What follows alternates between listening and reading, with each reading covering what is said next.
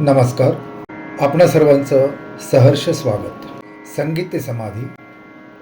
लेखक ब्रह्मलीन योगीराज मनोहर हरकरे. साधारणतः गीत हर्षाचा पर्याय मानले जाते. हर्ष झाल्यावर साधारण मानव गीत नृत्यादी पर्यायांचा अवलंब करतो किंवा करवितो.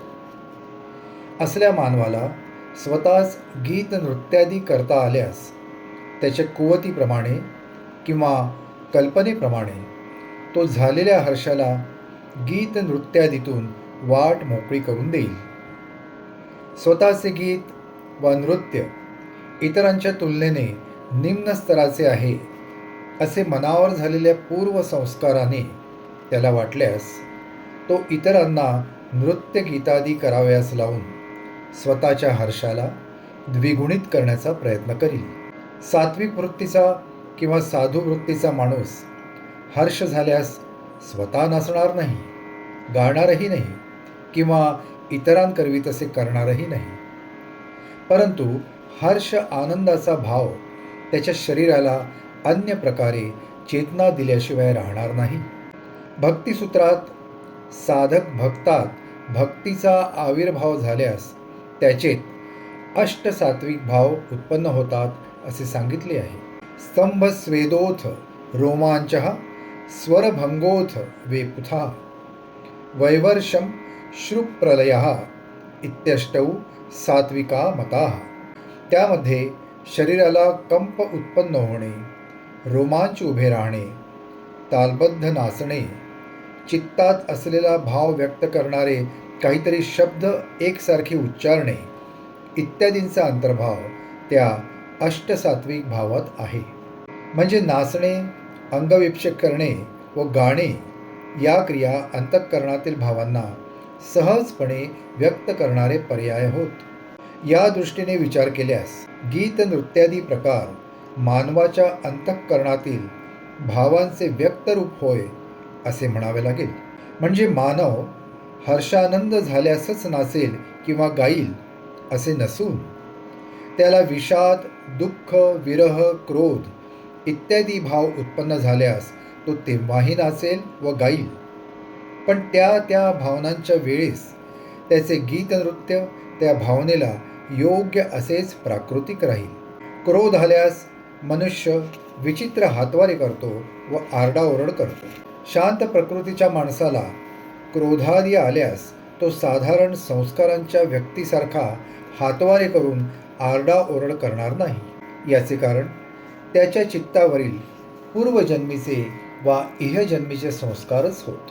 उच्च संस्कारविहीन कुटुंबातील कोणी व्यक्ती मरण पावल्यास कुटुंबातील विशेषतः स्त्री वर्ग आक्रंदून रडत असतो.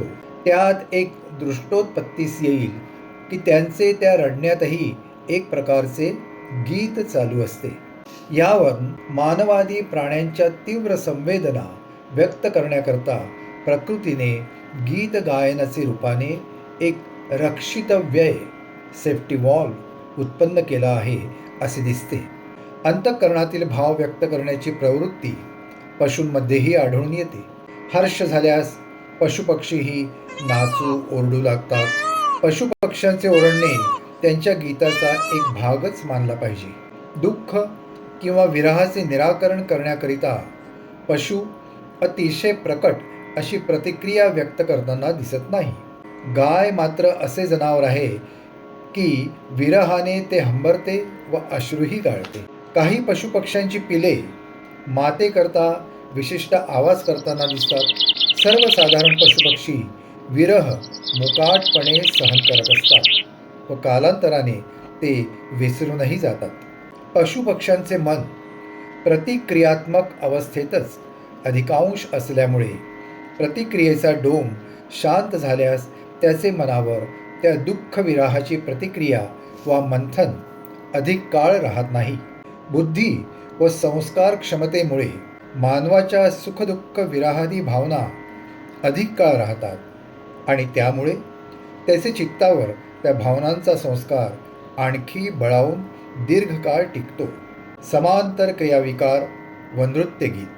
मानसशास्त्राचा असा एक सिद्धांत आहे की अंतःकरणात ज्या प्रकारचे विकार उत्पन्न झाले असतील त्या विकारांना व्यक्त करणारे हावभाव किंवा उद्गार मनुष्य प्राण्याच्या शारीरिक क्रियातून आपोआप व्यक्त होतात. याला पाश्चात्य मानसशास्त्रात सायकोपॅरालेलिझम असं म्हटलं आहे. अंतःकरणात हास्याची उर्मी झाली की ते हास्य मुखाच्या विशिष्ट विस्फारण्यातून व फुफ्फुसांच्या शीघ्रगतिक संकोच विस्तारामुळे उत्पन्न होणाऱ्या कल्लोळातून व्यक्त होतं. क्रोधाचे बाबतीत मुख, कर्ण, घ्राणेंद्रिय, नेत्र व फुफ्फुसे यात विस्फारण्याची प्रतिक्रिया उत्पन्न होते. पण ती प्रतिक्रिया हास्योर्मीपेक्षा फार निराळी असते. व्यक्तिगणिक हास्य क्रोधाच्या शारीरिक प्रतिक्रिया भिन्न असतात. असे आढळून आले आहे की बाह्य शारीरिक प्रतिक्रिया व्यक्तीच्या संस्कारावर अवलंबून असतात. म्हणून व्यक्तीच्या हास्य क्रोधादी हावभावांवरून त्यांचा स्वभाव ओळखता येतो. वरील समांतर क्रियांचा क्रम उलट केल्यास त्या आविर्भाव धरून विकार उत्पन्न झाल्यासारखे वाटतात व अभ्यासाने उत्पन्न होऊ शकतात. या समांतर क्रियाविकार शास्त्राला धरूनच नृत्य, नाट्य, अभिनय, चित्रकला, संगीत व मूर्तिकलेचा उदय झाला आहे. नाटकातील नट किंवा नृत्यातील नर्तक तसलेच हावभाव करून ते रस व दृश्य उत्पन्न करीत असतात. तसल्या आविर्भावाचा किंवा दृश्याचा नट नर्तकावर दीर्घकाळ टिकणारा परिणाम होत नसला तरी प्रेक्षकांवर व श्रोत्यांवर मात्र त्या दृश्याचा परिणाम होतो व असल्या प्रयत्नशील संस्काराचा जाणीवेने पुनर्संस्कार केल्यास त्यातूनच उच्च संस्कृती उत्पन्न होऊ शकते. समांतर क्रिया प्रयत्नांचा उपयोग योगशास्त्रात भरपूर करून घेतला आहे. ध्यानावस्थेत साधक गेल्यानंतर त्याच्या शारीरिक अवस्थेची रचना पाहून व श्वासोश्वासादी क्रियांचा आवेग पाहून आसन प्राणायामादी अभ्यासांचा उदय झाला आहे.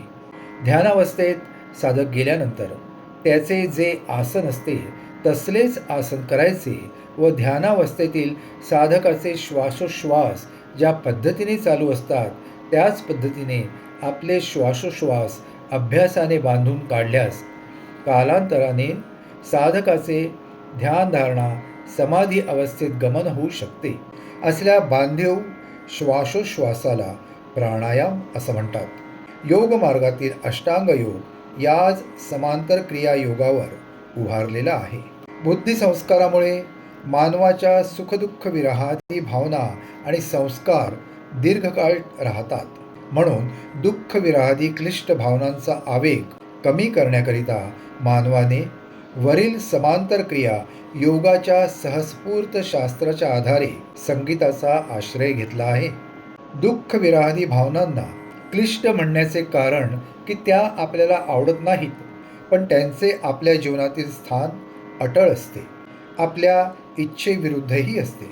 पतंजली आपल्या समाधीपादातील सूत्र 5 मध्ये म्हणतात, वृत्तयः पंचतय्याः क्लिष्टा क्लिष्टाः. पण एक लक्षात घेण्यासारखे आहे, मनुष्य ज्या भावनेत व वृत्तीत असतो त्या भावना वृत्तीला साजेसे संगीत, नृत्यादी श्रवणदृश्य त्याला आवडत असते नव्हे. त्यापासून त्याच्या क्लिष्ट भावनांचा भार कमी होऊन आणि तो भार कमी झाल्यामुळे तेवढ्या प्रमाणात तो त्याच्या मूळ वृत्तीच्या जवळ जात असल्याने त्याला बरे वाटते. मंगल प्रसंगी हर्षरसोत्पादक मंगलवाद्ये वाजविली जातात, तर मृत्यू संस्काराचे वेळी विरहादी शांत रसोत्पादक गीतवाद्ये वाजविली जातात. देवता दर्शनाचे वेळी घंटा, शंख, झांज, टाळ, मृदंग, मंजिऱ्या, वेणुनाद आदी अनाहत नादानुसंधानी वाद्ये वाजविली जातात व भक्तिरसाने ओथंबलेल्या आरत्या व गीते म्हटली जातात. आजच्या भागात एवढंच. पुन्हा भेटूया. पुढच्या भागात. जो नमस्कार. भजे हरि को सदा, जो भजे हरि को सदा, सोहि परम पद पाएगा, सोहि परम पद पाएगा, सोहि परम पद पाएगा, सोहि परम पद